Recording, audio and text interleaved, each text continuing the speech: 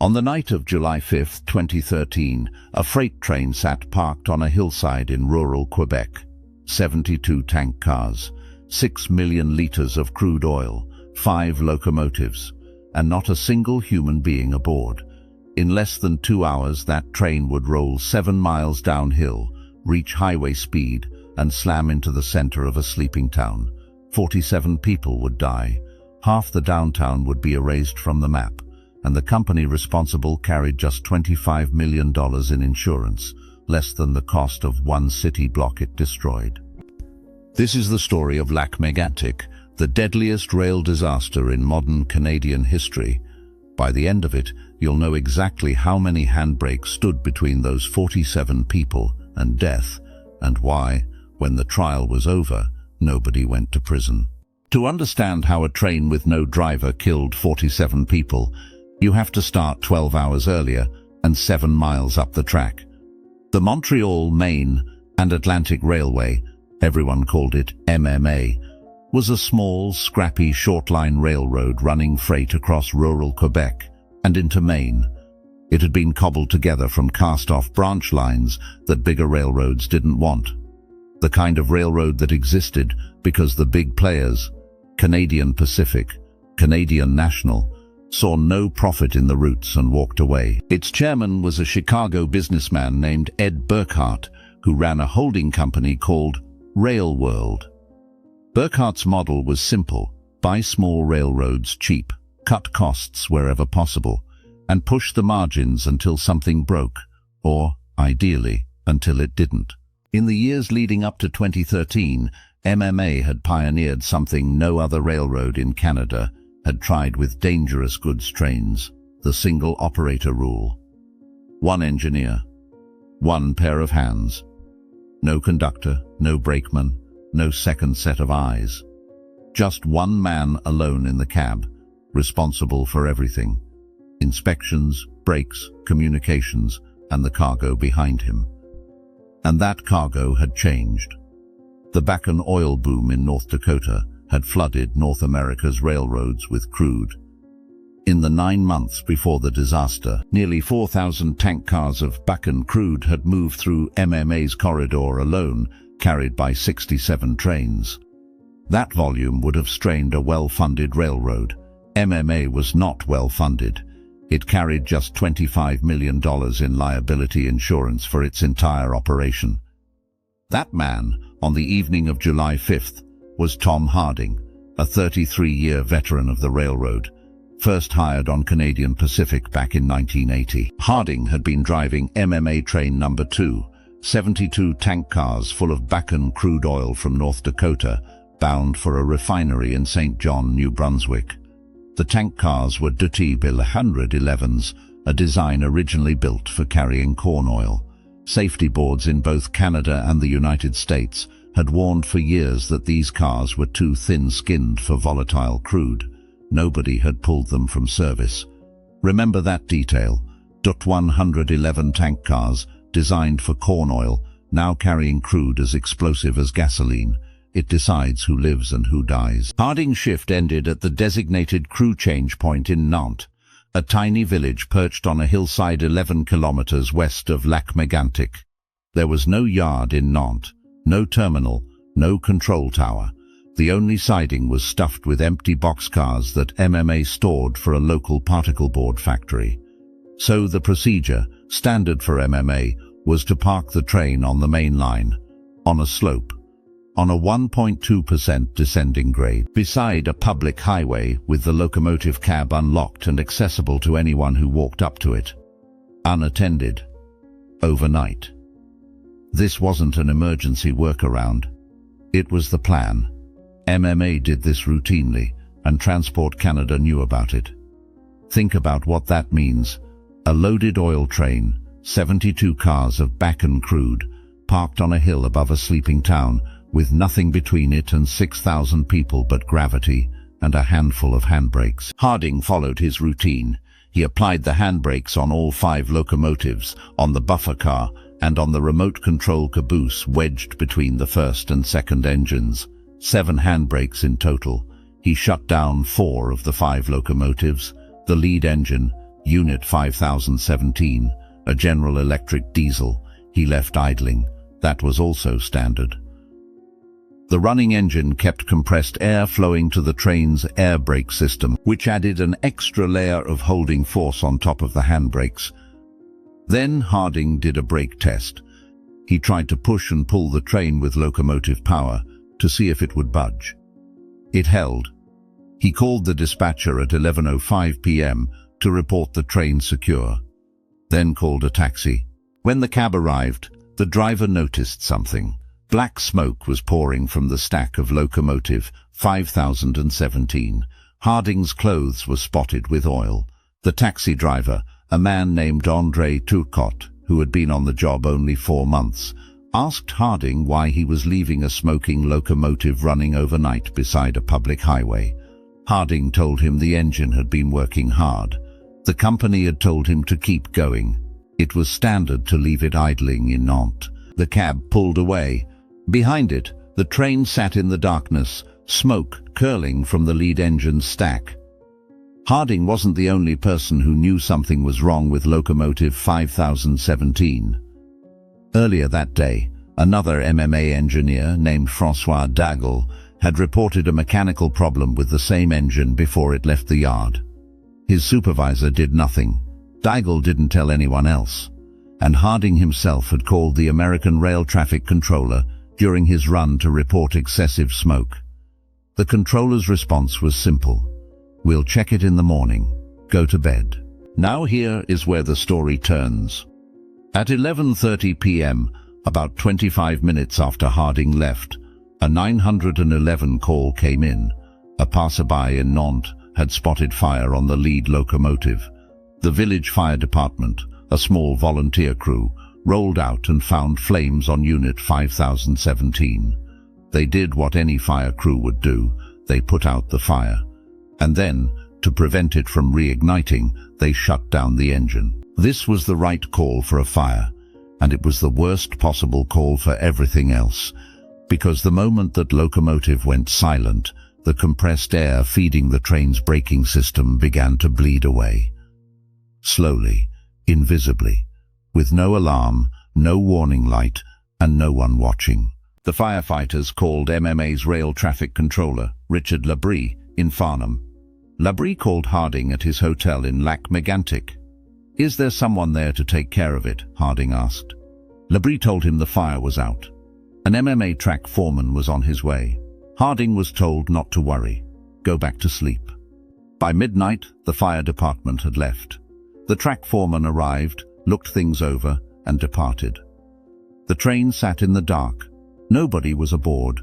Nobody was monitoring the air pressure, and the brakes were slowly, silently dying. What no one had checked, what no one was required to check, was whether the 7 handbrakes alone, without the air brakes, could hold a 72-car oil train on a 1.2% grade. The answer was no. The Transportation Safety Board would later determine that a minimum of 9 handbrakes were needed just to meet MMA's own rules. Some estimates put the real number as high as 30. Harding had set 7, not on tank cars, on locomotives and buffer equipment. At 12:56 a.m. on July 6th, the train moved. Not fast, not at first. A slow, almost imperceptible creep. The kind of movement you might not notice if you were standing beside it. But on a 1.2% grade, with 72 loaded tank cars pushing from behind, gravity doesn't need much of an invitation. The creep became a roll. The roll became acceleration, and 7 miles of descending track stretched out ahead, pointing straight at the center of Lac-Mégantic. Lac-Mégantic's downtown sat in a gentle curve beside the lake that gives the town its name. It was a resort town, a place where people came to fish, to hike, to sit by the water. Population 6,000. The kind of town where the barista knows your name and the mayor shops at the same grocery store you do. On that Friday night, the Music Café, a popular bar and live music venue right in the heart of downtown, had been packed. A local band had played. Some patrons had just left. Others were still inside, closing out their tabs, laughing with friends who who'd be dead in minutes. The streets were quiet. Most of the town was asleep. At 1:14 a.m., the train hit the curve. At 65 miles per hour, on a turn designed for a fraction of that speed, the physics were absolute. The locomotives went first. Then car after car after car, 63 of the 72 tank cars left the rails. They piled into each other, into buildings, into the street, jackknifing and splitting apart. And the DOT 111s, the thin-skinned cars designed for corn oil, tore open on impact the way they'd always been warned they would. 6 million liters of Bakken crude oil flooded the downtown in seconds. It poured through the streets, it ran into basements, and then it found a spark. The explosion was heard for miles. Witnesses described a wall of fire rising stories high over the town center. Fireballs rolled through the streets like something from a war zone. The Mercy Cafe was engulfed instantly. Buildings that had stood for more than a century were incinerated in minutes. Initial reports described a blast radius stretching a full kilometer. 40 buildings were destroyed outright. 53 vehicles burned where they sat. The crude oil contaminated the river and the lake, and the heat was so intense that some of the dead were never recovered as remains. Identified only through DNA from bone fragments, personal effects, or not identified at all. 47 people died in Lac-Mégantic that night. Many of them were in or near the Mercy Cafe. Some were in their homes, some were on the street. 27 children lost a parent. 2 more people, in the months that followed, took their own lives. The town of 6,000, where everyone knew everyone, lost nearly 50 of its own in a single hour. No one was spared the grief. And here is the question that would haunt the investigation, the trials, and the town itself for years afterward. Who was responsible? The Transportation Safety Board of Canada spent more than a year investigating. Their final report, issued in August 2014, identified 18 separate causes and contributing factors. Not one failure, not 2. 18. The handbrakes were insufficient. The single-operator policy concentrated all responsibility in one pair of hands.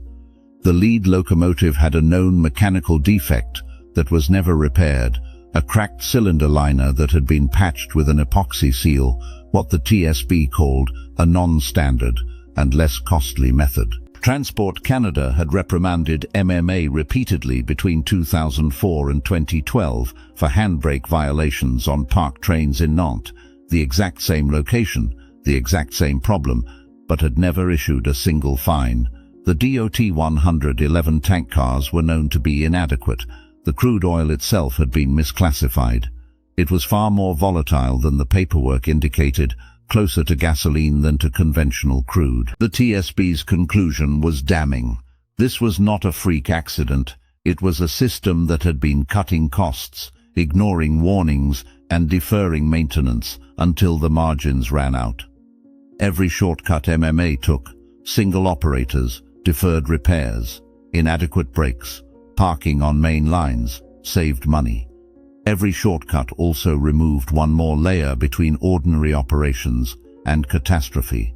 When the locomotive caught fire and the fire department shut it down, there was nothing left. 3 people were criminally charged: Tom Harding, Richard Labrie, the traffic controller, Jean Demetre, the operations manager. All 3 were frontline employees. The charge was criminal negligence causing death, 47 counts. If convicted, they faced life in prison. Not one executive was charged.